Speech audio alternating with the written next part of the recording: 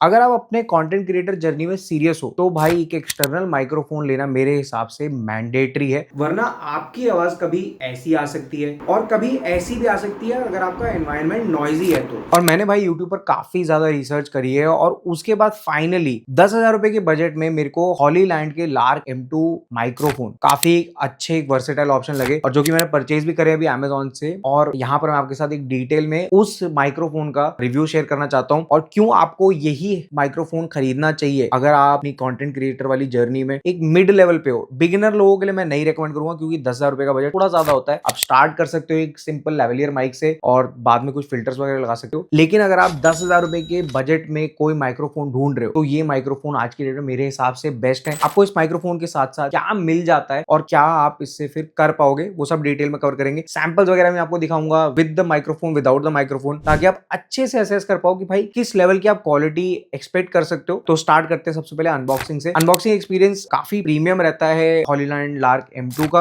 बक्से को खोलते ही सबसे पहले आपको यहाँ पर एक बुकलेट सी दिखेगी जिसके अंदर आपको कुछ स्टिकर्स मिल जाते हैं, जिनका यूज केस बड़ा सिंपल सा है कि अगर आपको इस माइक्रोफोन का ये लोगो नहीं पसंद, आपको नहीं दिखाना है कि भाई मेरे को हॉलीलैंड को मैं प्रमोट कर रहा हूँ, या फिर आप अपना कोई अलग इमोशन एक्सप्रेस करना चाहते हो, तो आप ये जो स्टिकर्स हैं वो यूज कर सकते हो। उसके बाद आपको यहाँ पर इनका मैनुअल मिल जाता है, जो पर्सनली मैं रेकमेंड करूंगा कि एक बार आप पढ़ लेना, क्योंकि यूट्यूब पे सारे वीडियोस एकदम थरली नहीं बताते कि आपको कौन सी चीज क्या करनी है। मैंने भी पढ़ पढ़ के ही थोड़ा बहुत इसको फोन से कैसे कनेक्ट करते हैं, इसको DSLR से कैसे कनेक्ट करते हैं, वो सब समझा है। उसके बाद आपको मिल जाता है भाई ये हॉलीलैंड का एक केस। इस केस को खोलने के बाद आपको दिखेगी तीन चीजें भाई। एक तो है इसका DSLR का रिसीवर और दो आपको यहाँ पर ये माइक्रोफोन दिख जाएंगे, जिसको मैंने अपनी शर्ट पे लगा रखा है। केस की क्वालिटी की अगर मैं बात करूँ तो केस काफी रगेड है। बिल्ड क्वालिटी, केस में मैग्नेट जो है ये ऐसा नहीं है कि गिर जाएगा, ऐसा नहीं है, लो क्वालिटी का नहीं है मटेरियल। क्लिक वगैरह भी अच्छा आता है।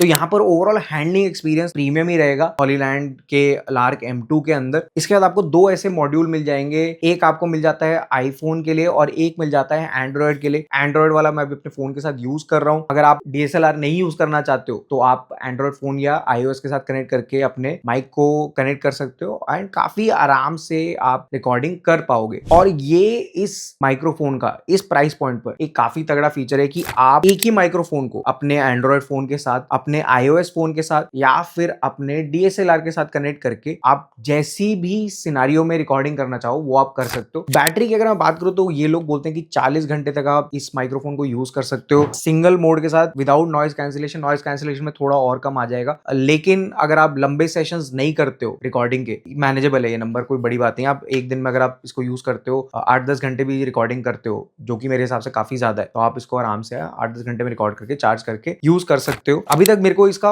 इकलौता डाउनसाइड जो ये लगा है कि इस माइक्रोफोन में आपको इनबिल्ट रिकॉर्डिंग का फीचर नहीं है, जो कि DJI रोड के माइक्स में मिलता है। वो जनरली 30-1,000 रुपए के माइक्स होते हैं। तो अगर आपके लिए इनबिल्ट ऑडियो रिकॉर्डिंग काफी इंपॉर्टेंट है, फॉर एग्जाम्पल अगर आप कोई ऐसा काम कर रहे हो जिसको रेप्लीकेट करना बहुत मुश्किल है, स्टंट्स कर रहे हो, ऐसे चीजें कैप्चर कर रहे हो जो बार बार ही नहीं रिक्रिएट कर सकते, तो ये माइक्रोफोन आपके लिए फिर शायद उतना बढ़िया नहीं रहेगा। लेकिन अगर आप ऐसे यूट्यूबर हो या कंटेंट क्रिएटर जो रीटेक्स ले सकते हैं, उनके लिए इसमें इतनी दिक्कत नहीं आती है, स्पेशली कंसिडरिंग द बजट, जिस बजट में ये आपको मिल जाते हैं। अब अनबॉक्सिंग में ही बाकी चीजें अगर आप देखोगे तो आपको यहाँ पर एक कैरी बैग सा मिल जाता है, जिसके अंदर काफी एसेंशियल चीजें मिल जाती हैं जो आपको ओवरऑल ऑडियो कैप्चरिंग एक्सपीरियंस बेहतर बनाएंगे। सबसे पहले तो आपको यहाँ पर दो डेड कैट मिल जाएंगे। तो अगर आप आउटडोर्स में शूट करते हो तो आप अपने माइक्रोफोन के ऊपर उस डेड कैट को लगा लो और वो विंड वगैरह को थोड़ा अच्छे से बैलेंस करने की कोशिश करेगा। तो that is a good thought from lark M2। उसके बाद आपको ये TRS केबल मिल जाती है। ये केबल मत खोना भाई, बहुत जरूरी केबल है। इस केबल के जरिए आप अपने DSLR को कनेक्ट कर पाओगे इस माइक के ट्रांसमीटर को। उसके बाद भाई आपको मिल जाता है यहाँ पर दो लॉकेट मिलते हैं। अब लॉकेट इन्होंने क्यों दे रखा है, क्योंकि अगर आपको ये वाला स्टाइल पसंद नहीं आ रहा माइक्रोफोन को पहनने का, तो आपको ये मैग्नेट के जरिए आप ये लॉकेट में कनेक्ट कर सकते हो और फिर आप लॉकेट अपने गले में डाल के वीडियो रिकॉर्ड करो। अगर आपको स्टाइल पसंद आता है तो आप उस तरीके से भी ऑडियो कैप्चर कर सकते हो। और मान लो कि आप किसी प्रोफेशनल सेटअप में हो जहां पे लॉकेट वगैरह नहीं पहन सकते हो, तो वहां पर आपको यहाँ पर स्टैंडर्ड क्लिप ऑन्स मिल जाते हैं जो आप अपनी शर्ट पे कहीं पे भी क्लिप कर लो और फिर अपने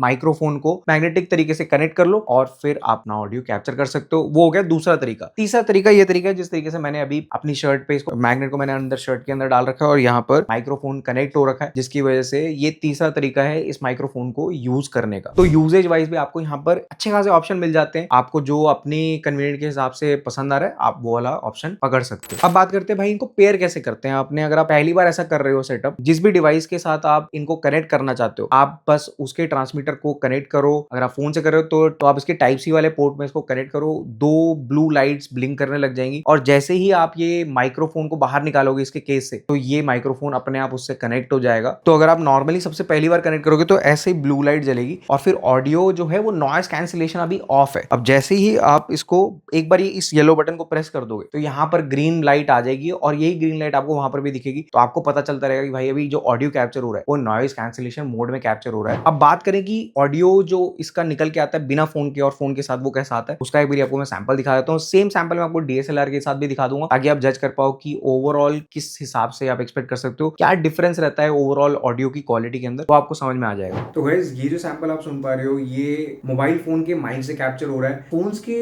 जो कैप्चरिंग डिवाइसेस है वो इतने बुरे नहीं होते हैं, लेकिन ऑडियो क्वालिटी काफी ज्यादा वेरी कर सकती है और फिर आफ्टर इफेक्ट्स में उसको फिक्स करना थोड़ा सा डिफिकल्ट हो जाता है। इसके लिए एक्सटर्नल माइक बहुत ही रिकमेंडेड ऑप्शन रहता है। इसी फोन से अगर मैं लार्क M2 को कनेक्ट करके ऑडियो कैप्चर करता हूँ तो आवाज की क्वालिटी कैसे निकल के आती है। अब भाई जो ऑडियो है वो मैंने लार्क M2 से कनेक्ट कर लिया है। यहाँ पे ग्रीन लाइन देख रहे हो, इसका नॉइज कैंसिलेशन ऑन हो रखा है। तो अब ऑडियो की क्वालिटी में जो आप डिफरेंस देख रहे हो वो डायरेक्टली लार्क M2 के आउटपुट से निकल के आ रही है। यहाँ पर कोई फिल्टर नहीं लगाऊंगा ताकि आपको क्लियरली समझ में आए कि डायरेक्टली ऑफ द शेल्फ एक एक्सटर्नल माइक्रोफोन लगाने से ऑडियो क्वालिटी कितनी ज्यादा इंप्रूव हो जाती है। गाइस ये जो ऑडियो भी आप सुन पा रहे हो ये पैनासोनिक के DSLR से रिकॉर्ड हो रहा है और अभी इसके बाद मैं आपको लार्क M2 का ऑडियो का सैंपल एक बार सुना के दिखाता हूँ कैसा ऑडियो आउटपुट आप एक्सपेक्ट कर सकते हो। तो गाइस अब ये मैंने लार्क M2 के साथ इस कैमरा को कनेक्ट कर दिया है और अब जो आप ऑडियो सुन पा रहे हो ये लार्क M2 के रिसीवर से कैप्चर हो रहा है। क्वालिटी में क्या डिफरेंस है आप ज्यादा बेटर जज कर सकते हो कि अभी मैं सुन नहीं पा रहा हूँ। तो कमेंट करके नीचे डेफिनेटली बताना कि ओवरऑल क्वालिटी में इंप्रूवमेंट है भी या नॉर्मल DSLR से जो ऑडियो कैप्चर हो रहा था वही बढ़िया था। अब एक बार ना रेंज टेस्ट करके देख लेते हैं इस माइक्रोफोन का। तो अभी तो मैं काफी नजदीक हूँ, ऑलमोस्ट 2-3 फीट का फर्क होगा। अब मैं धीरे धीरे करके दूर जाता हूँ और फिर देखते हैं कि आवाज कैसी रहती है। अभी फिलहाल तो मैं माइक्रोफोन को ही फेस करूंगा ताकि ट्रांसमीटर रिसीवर में कोई भी सिग्नल की अगर दिक्कत आ रही हो तो नीचे कमेंट करके जरूर बताना। अब मैं अपने आप को एक बार पलट लेता हूँ और अभी भी अगर आपको आवाज में कोई दिक्कत नहीं आ रही है तो ये एक साइन है कि हाँ अगर आप अगेंस्ट द माइक्रोफोन खड़े हो 360 डिग्री घूमो तो भी आपको उसी क्वालिटी की कॉल एक्सपेक्ट कर सकते हो। अब ऑब्स्टेकल्स वगैरह की बात करी जाए तो ये दरवाजा है, मैं दरवाजे के पीछे जाके देखता हूँ कि आवाज में कुछ क्वालिटी में ड्रॉप नजर आता है या नहीं आता है। अगर आप अभी भी मुझे उतनी ही क्लियरली सुन पा रहे हो तो यहाँ पर आप फिर ये लार्क M2 से एक अच्छा overall audio quality experience expect कर सकते हो। अब ये तो हो गया कि अगर आप सीधी लाइन में ही हो। अब मैं लेफ्ट राइट मैं जैसे इधर चले जाता हूँ और यहाँ पे भी एक दरवाजा है तो मैं उसके अंदर जाके देखिए अब आवाज की ओवरऑल क्वालिटी किस तरीके से निकल के आ रही है। अगर यहाँ पर भी आप मेरे को ऑडियो में क्वालिटी में कोई ड्रॉप नहीं आ रहा है तो लार्क M2 फिर is doing a very good job of capturing the audio perfectly. तो भाई जैसा आपने देखा कि इस माइक के साथ क्वालिटी फोन के साथ DSLR के साथ कितनी ज्यादा एनहांस हो जाती है, रेंज भी इसकी काफी तगड़ी है। तो यहाँ पर आपको एक बहुत अच्छा पैकेज मिल रहा है मेरे हिसाब से अराउंड 10-11-12 हजार रुपए के आसपास। तो अगर आप ये माइक्रोफोन लेने का सोच रहे हो तो मैं तो डेफिनेटली रिकमेंड करूंगा। अगर आप एक कंटेंट क्रिएटर वाली अपनी जर्नी को आगे एक्सप्लोर करना चाहते हो इस माइक्रोफोन के साथ और over a period of time आप सोचते हो कि इवेंचुअली मैं फुल्ली DSLR पे अपग्रेड कर जाऊंगा तो इसी माइक को आप लेके आगे बढ़ सकते हो जब तक आप रोड वाले